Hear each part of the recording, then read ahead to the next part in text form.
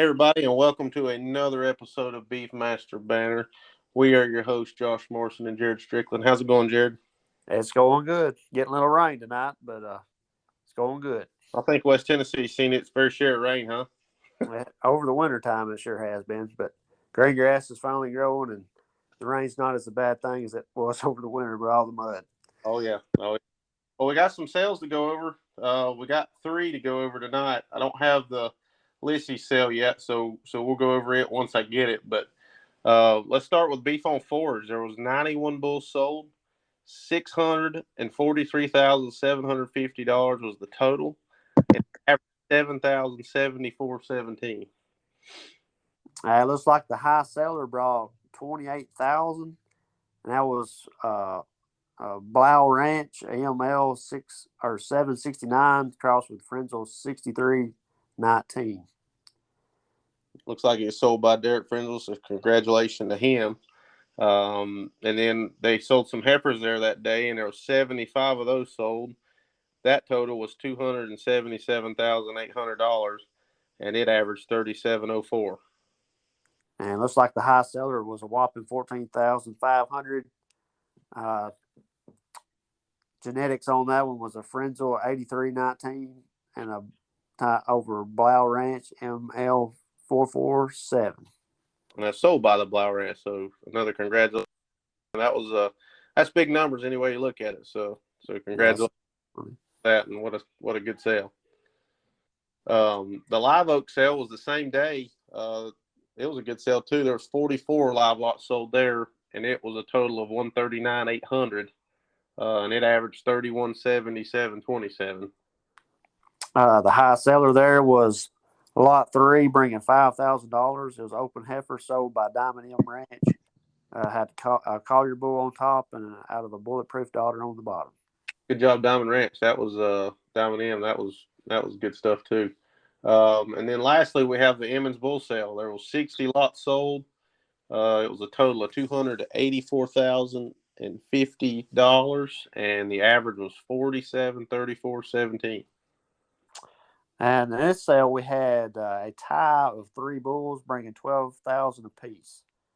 Genetics on those were we had 2 out of Catching a Dream, crossed with King George and Bonfire, and then a CJ's King of Diamonds over MS Magic Headlines. So 3 good bulls bringing some good money there. Absolutely. It was a good weekend for sales, and the averages were up. It's just a great thing for the Beefmaster breed when you see these sales like this. Sure thing. But we have Neal Hiatt tonight, owner of Hiatt Diamond H Beefmasters. How you doing, Neal? Doing well, fellas. Appreciate you guys inviting me in. Looking forward to it. This is going to be fun. Tell us a little bit about yourself, Neal. Obviously, you're one of the more prominent breeders, bigger breeders in the breed, so a lot of people know you, but maybe some folks that don't know you. Tell us about yourself and sort of how you got started. Oh, okay. Yeah, again, I appreciate it, fellas. I think you guys are doing a great job, so I appreciate the opportunity to help out. Yeah, so I've been in the cattle business essentially all my life and for generations past. I mean, I learned a whole lot from what I call my pa, my mother's dad, and then both of her brothers are big time in terms of in the beef industry and so forth, and do a lot in terms of the stockers and those kinds of things. And then even my great grandfather before that did some stuff. But when I was a young boy, I spent a lot of time with my pa. And matter of fact, I got potty trained so I could start going with him to sales and those kinds of things. And I was the oldest grandson, so we picked a lot of cattle out to for the grandkids to show, and did a lot of stuff at the state fair. And he was then honored later on being in the North Carolina Agricultural Hall of Fame, and it was pretty cool stuff, just for trying to do things the right way. But in that, I learned early on to have an eye for cattle, but also to understand the industry that we were in, and how those things function. And then as I got a little older, I always had a goal. I didn't grow up with land myself because my mom and dad didn't have that. So I worked really hard, and it was a goal of mine to be able to start putting that together. And I did that through lease lands and this, that, and the other, and then finally acquired some and then continued to build. And the way I did that was by purchasing, quality cattle. And I tried multiple breeds and did different things. But as I crossed cattle and worked with it, I found myself in the Beefmaster business because those cattle seemed to work the best. And they did, what I say, more with less, whatever the environment they were in, really tended those cattle well, were very functional. When I went to go look for the calf, I found the cow and vice versa. And so I obviously, at that point decided that, somebody needed to be producing the quality Beefmaster bulls to cross into lots of different breeds and to have a lot of functionality and do a lot of the things that we now see that they help with maternally, but also terminally as it pertains to carcass and growth and so forth. So I decided to be that guy that in my area could help to provide those cattle to the commercial guy. And then obviously that lent itself into more of an elite seed stock operation that I look within the breed to, buy better cattle, raise better cattle, and try to make the next best one. And so, of course, I became active in satellites such as SEBA and others, and then traveled and met people and then started consigning cattle. And I bought a lot of cattle. I used different genetics, and I figured out, phenotypically and functionality and so on what worked for me. And I've always kept an eye premium on quality, and I wanted to be sure I was proud of what I was feeding. But at the same time, they do have to qualify. And by that, I mean, they have to have the things that make them legitimate within our industry. And we have to realize that we're in the beef industry. So carcass and growth, longevity, milking ability, all of the things. And we talk a lot about 6 essentials, of course, within our breed, but those are important things, and they truly do work. And it's really cool to be a part of it. And frankly, it's one of the reasons I'm excited to be asked by y'all to be here is because, I like seeing guys that are, involved and active and trying to make the breed better, and the reputation that we've, can progress and improve as a breed is a cool thing. We see these cattle go out and work in all different parts of the country. It's an awesome thing. And we just talked about some sale averages that are really cool.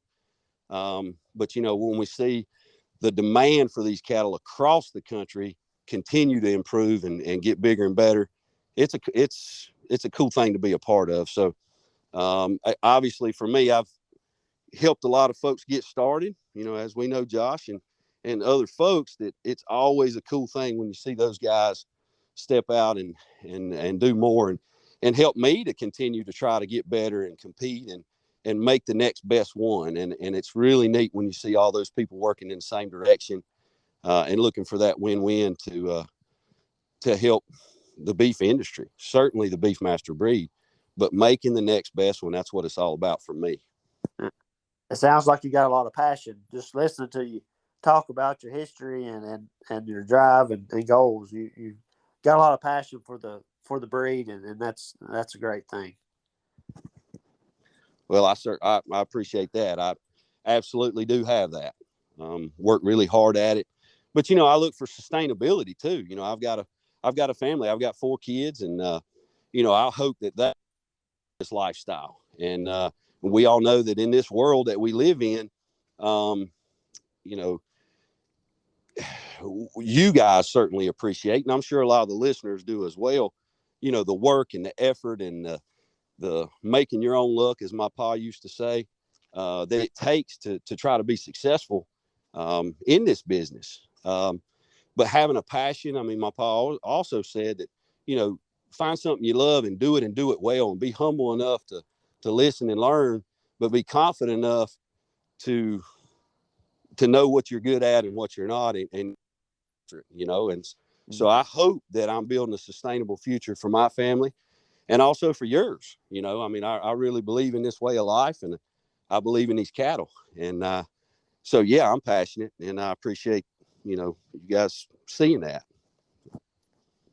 Yeah. And going back to that, you're talking about doing it the right way and things. You helped get us started. You pretty much did get us started as far as the Beefmaster business is concerned. It's a funny story. I'm gonna tell it real quick. It's kind of a fluke deal almost. We were selling some saddles, and we ended up having to meet Neal. I think it was at like 1 a.m. You were headed to Kansas or Kentucky, and we seen those bulls on that trailer, and that's what got us. That's what got us hooked. And we called you when you got back. So that was kind of a funny story now looking back, and where we're all at now. Absolutely, yeah. I'll never forget that night either. And it's kind of cool that I stored you in my phone as Beefmaster. And at the time you were just, rodeoing and this, that, and the other, and certainly had cattle, but I could tell you guys had an interest. But you were the kind of people that I like to involve myself in any business. I like to be around people that are good people, and I think I have always trusted my read and trusting that there are good people, and when you see them, you got to be excited about it. So I appreciate what you guys have become, for sure. And that's appreciated. And I feel like you'd agree with us when I say, in one of the episodes back, Jared and I had mentioned that, the excitement in the Beefmaster industry is probably the highest it's been maybe ever right now. I mean, there's a lot of excitement around the breed, and for good reason. Absolutely. And again, we're seeing, as we start seeing data, and that's the cool thing, BBU has really worked, and a lot of breeders and satellites and so on, have really worked to put our cattle up against other cattle. And now we're starting to see data that proves what I'm guys when I started and I tried and worked with other breeds, things I was more accustomed to as a younger guy. And then found my way in my pocketbook, frankly, led to the comfort level that I had within Beefmasters. And then, of course, once I dove into that, I tried to get a lead and continue to generate and to look for better cattle and the upper end within that breed. And now, as we start seeing all this data come in, and as guys are collecting DNA, and as we see RFI numbers, and as we look at what Noble Research is doing, or Texas A&M, or just a number of colleges and so forth that are really looking for data, we're seeing Beefmasters continually rise to the top of that. A really cool thing. I mean, I can tell you guys that, my uncles, as example, that run a lot of stockers, anything that has that Beefmaster influence, they're seeking after those cattle and paying a premium.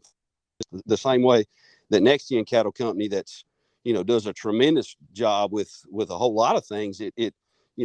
They're seeing that same thing. It's the data that comes back, the carcass, the beef that we're producing. These cattle work. They work, and they work long term, and it's just it's a cool thing to be a part of. So absolutely, as a Beefmaster breeder, when you can push and be on the forward leading edge, if you will, of making the next best purebred Beefmaster, knowing that it works across all parts. I mean, it's kind of neat. I've sold some bulls, especially like, as we talk about Next Gen. I mean, being out there, being involved with those guys and seeing my bulls sold, all over the country. And of course, I've done that with Seba, and I've done it in Texas with Mr. Emmons, and I've done it, in Arkansas, and bull test here and there and everywhere, and putting those genetics out there and seeing how they compete, seeing how things go.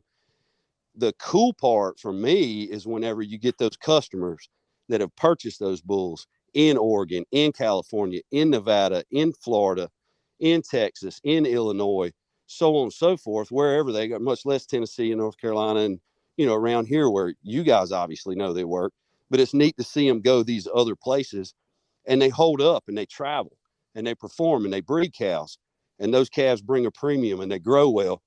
It's just a cool thing, and certainly you want other people to know about that and do it, but you have to always push that bar to the next level. I always am ahead and try to breed that next generation of good one. So when I'm looking at a cow, or I'm looking at a bull, and I'm determining matings, I'm trying to figure out how to put them together and decide how I'm going to breed that offspring. And, it's a cool challenge, and working at it is the only way to go. But it's really neat to see the success that it gives to the people that buy them. When they call back and have success stories about their profitability and their functionality and their improvement of herd quality, it's a cool thing. It really makes you feel good when you know that come from your place, and that's obviously what your goal is, and it's just a good feeling. But talking about genetics and trying to make the best Beefmaster, tell us a little bit about your main herd sires you have. Well, certainly I have several. I would say, when you start talking about, Gulfstream, which is NG Gulfstream from Next Gen, 1849 Black Ruby. That's a really cool bull. I mean, he just does so many things. He travels. He's big-footed. He's long. He's deep in his flank. And then we'll start into these others. But I will tell you guys before we go that far, what I look for in a bull. It has a lot to do with cows, and what I'm seeing ahead is the functionality of a bull. He has to be structurally correct. He has to be sound in his feet and legs, because the bull has to travel and breed, correct? Right. Phenotypically, what I look for is the word balance. That's a key word for me when you're selecting a bull. I don't need a bull that's heavy fronted or he's overly powerful here or there, because that means he may be weak somewhere else. When you can put a bull that has a total package of a lot of power or a lot of bone or a lot of depth of flank and straightness at the top and a great extension of front and so on and so forth, with good carcass, and a consistency that you see, particularly from the bottom and the top, that are marrying these cow families together. I mean, you guys hear a lot, we're talking about these sales, whether you're talking about, things that Bruce says or things that, Clark Jones or, Jared, your dad, and I have had conversations about this. When you start stacking up these great cow families, the consistency that you get is a key thing. What you're going to see functionality, specifically as a new guy, for some of our listeners, is, oh yeah, that one looks good, or I like this one better than that one. What I like people to try to learn is breaking them down. Why is that bull better? And when you see balance in that bull, phenotypically, it gives a lot of flexibility with the types of cows that he can breed, and what they can produce. Now, I like how you're explaining that, because it brought me into remember when you bought Gulfstream at the Next Gen sale, they had several brothers there, including Forsyth, and then they had all the females there too in the sale, and you could just break down that mating and see how consistent they were, and that's just a cow family you need to be after. Yeah, absolutely, brother. And that's exactly what I saw. I mean, it's not just that I love Gulfstream. Absolutely, I like him the best, and I believe that he's something that's going to do some wonderful things for the breed, and is already starting to prove that now with some calves on the ground. And it's neat to see the people that are buying the semen. There's a lot of people using the semen that helps bring in a lot of data that proves that accuracy, but also some of the folks that are breeding and flushing to this bull that has some elite cows, it just continues to do that. And it just builds and builds. But I do the same thing, whether we're talking about, Fireball is the same example. You're certainly the most Cabanese bull that I've ever known or have worked with, but the consistency that he does in terms of what he can put on the ground, and the smoothness and style, but with a lot of power, a lot of middle, it's a neat thing.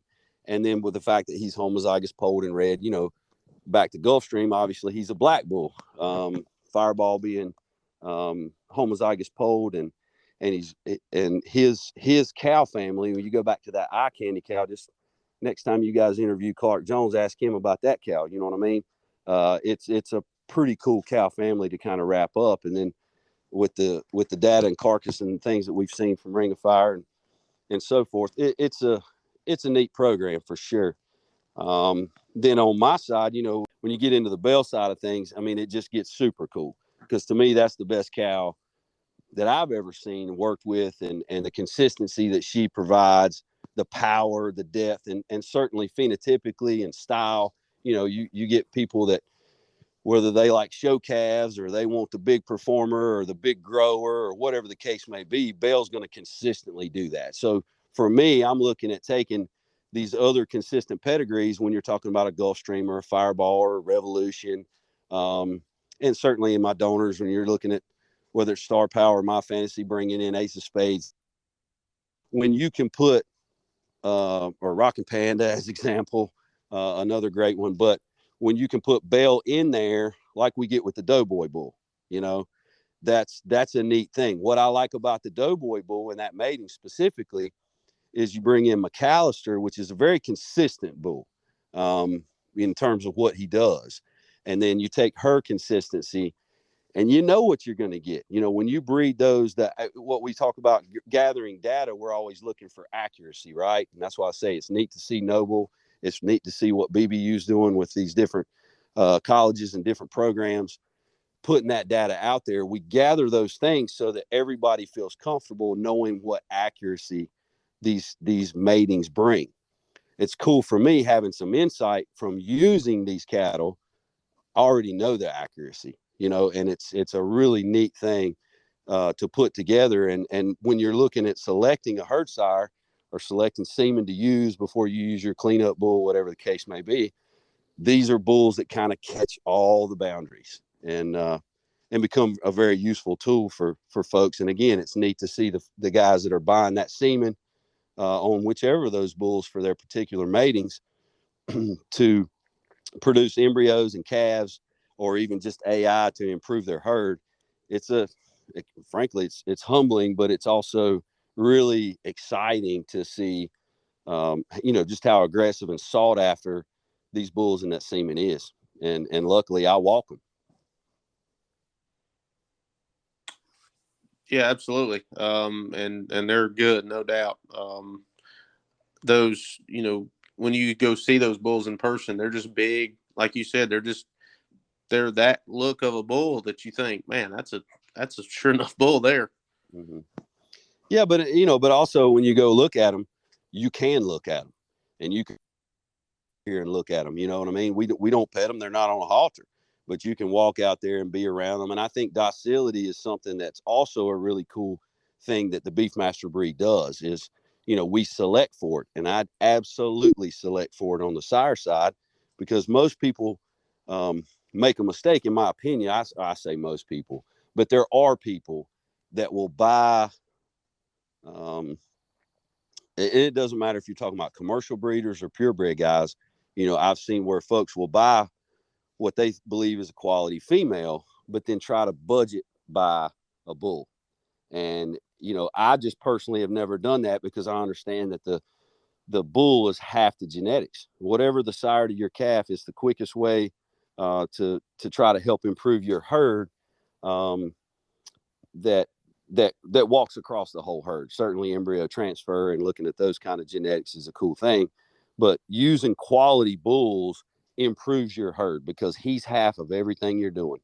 She's making one and he's making them all.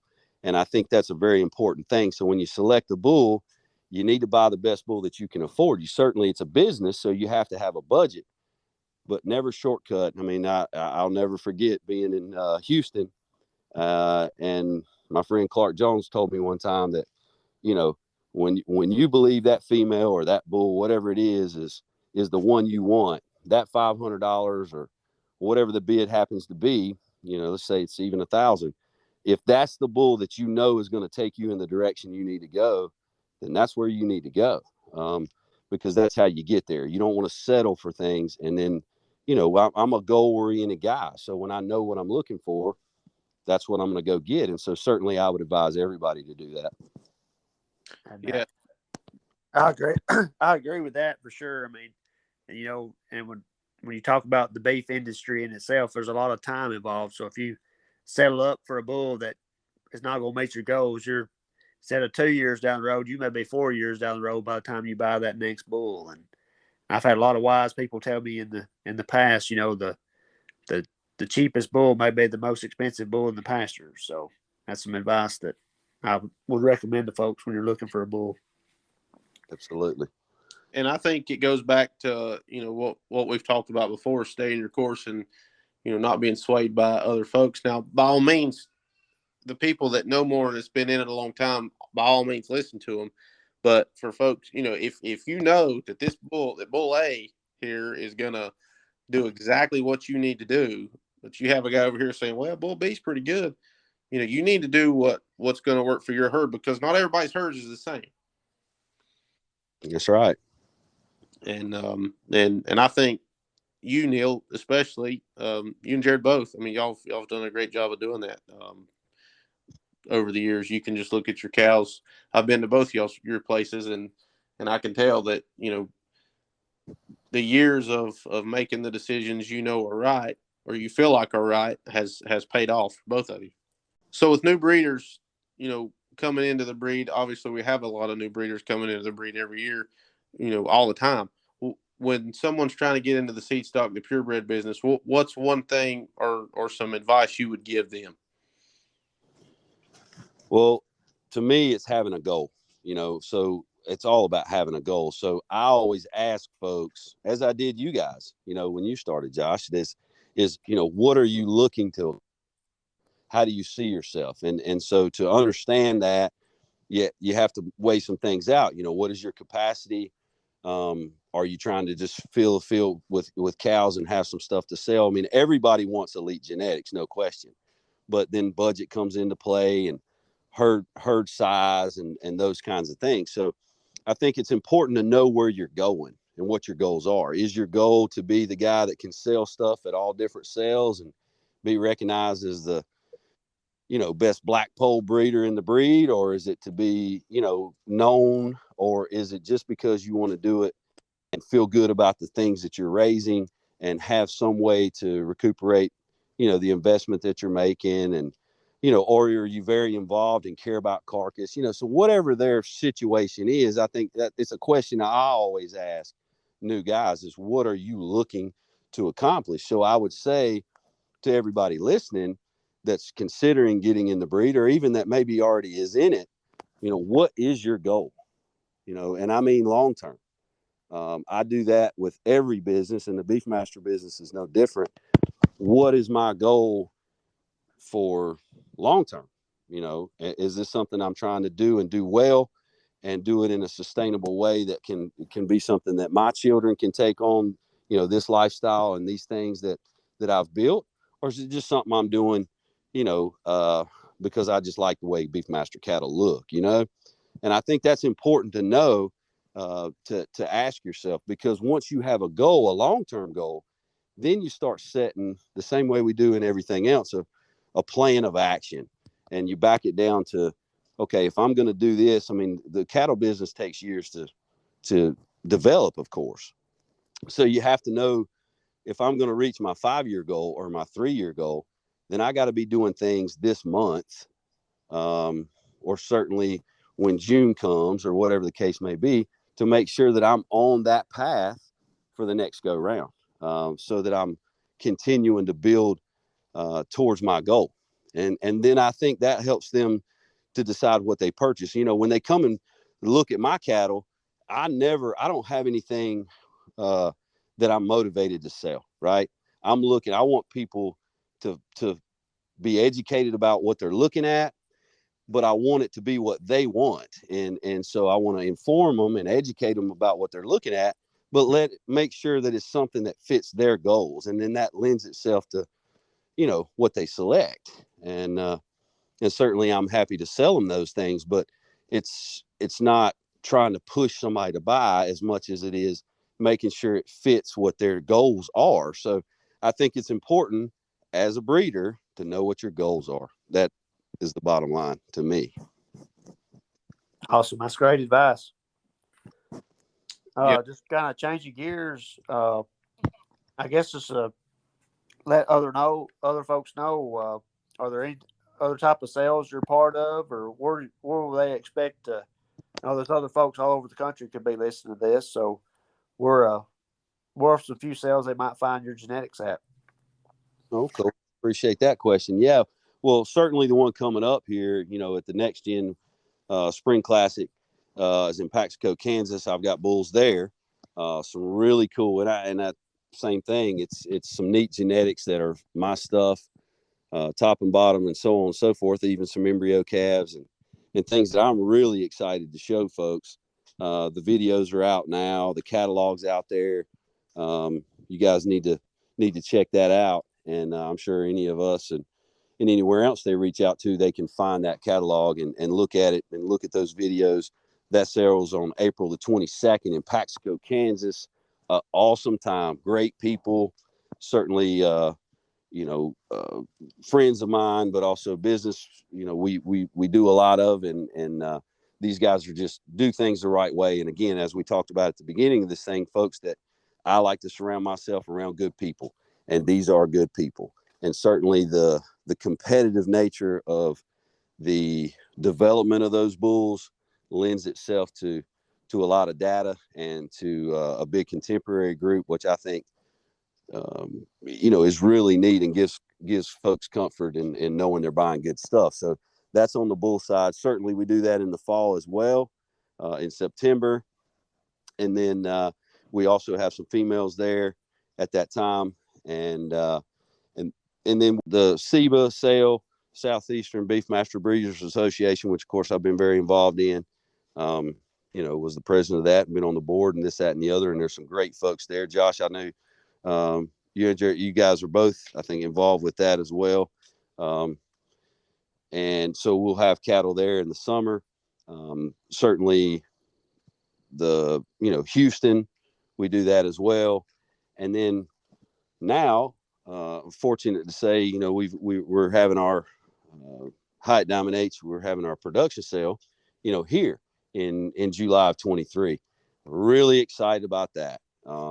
Obviously, it's a culmination of a lot of years, a lot of work, and a lot of support, frankly, from folks that have bought from us, from people that have seen our genetics work, and it gives me a comfort level and a confidence to know that now is the time. It's really exciting to see a Beefmaster sale, here in the Southeast and specifically here in North Carolina, where we know we have support, where we know people look at these cattle and know they work for them. And we're really excited about what we're going to roll out, to them. I mean, I've got them kind of coming out of my ears, so to speak, right now, just, building and holding up to ready to roll them out. So it's exciting to not only think about that first year, but all the return buyers that'll come behind that. It's, again, a sustainable model. It's the way to do business. And I'm excited about everybody that's, involved and helped me get to this point. And it's a very exciting time. It's going to be a good time for sure. And, it's even an exciting time in North Carolina on the East Coast, because as far as I know, that's one of the first sales as far as production Beefmaster sales that we've had. Yeah, it's an exciting thing, buddy. I mean, again, when you start looking specifically at North Carolina, that's neat for me and for us. I mean, it helped start a lot of new breeders, and we see that support and that North Carolina support, so to speak, going and traveling to, whether it be, Texas or Arkansas or just all over the country. I mean, SEBA sales and South Texas and even the Midwest and everywhere we go, certainly at Next Gen, wherever we go, we get a lot of support at Clark's sale, at J&T sale. You see a lot of those buyers come. For me to be kind of the one to bring the production sale and the production sale quality, here to North Carolina, and to be able to do it right here at home and to feel confident about what we're putting out. I mean, years and years ago, Trent Cromer and he did that before his passing. Was since then, we've had to travel to go do that. So I think it's neat to bring it home, and I'm excited about the support and really excited about the cattle for sure, and can't wait to show them to everybody. So that way you can see whatever everybody's, what you can show off what you've been doing, a little bit and show everybody what's going on. It's going to be a good time for sure. That's about all we've got for tonight. Neal, I appreciate you coming on. Before we leave, we're gonna go over a few sales coming up for the month of April. We're in the thick of it, so there's a bunch of them, Jared. Sure are. Just loaded to the gills about every weekend. You got something going on. That's fun. April the 2nd is the Louisiana BBA spring sale at the Kinder Livestock Auction. April the 9th, there's 2 sales. Collier Farms, which is always a good sale. You've got the OHOA Spring Futurity Sale also. April 16th, you've got the East Texas, Louisiana Beefmaster Marketing Group sale in Crockett, Texas. Then obviously we've talked about the Flint Hills Classic, April 22nd. That's in Paxico, Kansas, at Next Gen Cattle Company. That'll be a good one too. April 23rd, we've got the Springtime in Texas sale in Brenham, Texas, the National E6 sale in Brenham, Texas, and the Midwest Beefmaster sale at the 4-State Stockyard in Missouri. That's going to be a packed weekend right there with all those 4 sales in 2 days. That's a bunch. But it's it's good. It gives everybody somewhere to go, somewhere to watch. If maybe they don't need a bull, they want a female, they've got places to go. And then lastly, to round out April, is April the 30th. It's Windy Hills, and that's a complete dispersal sale. So there ought to be a lot sold there too. Anyway, well, we sure appreciate you coming on, Neal. That's awesome learning about the history of your ranch there and all the exciting things you got coming up. Well, thank you guys. Again, I appreciate what you guys are doing. Just think the world of both of you. Excited to see the buzz that you guys have helped create or continue to build for the breed, so it's just a neat thing, and I appreciate being invited.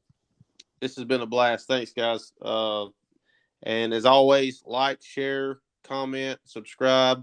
You can find us on Spotify and Apple Podcasts. You can also find us on Facebook Podcast. So pretty much anywhere you listen, you should be able to get us. But guys, thanks again, and we'll catch you on the next episode. All right. Thanks, guys. See you.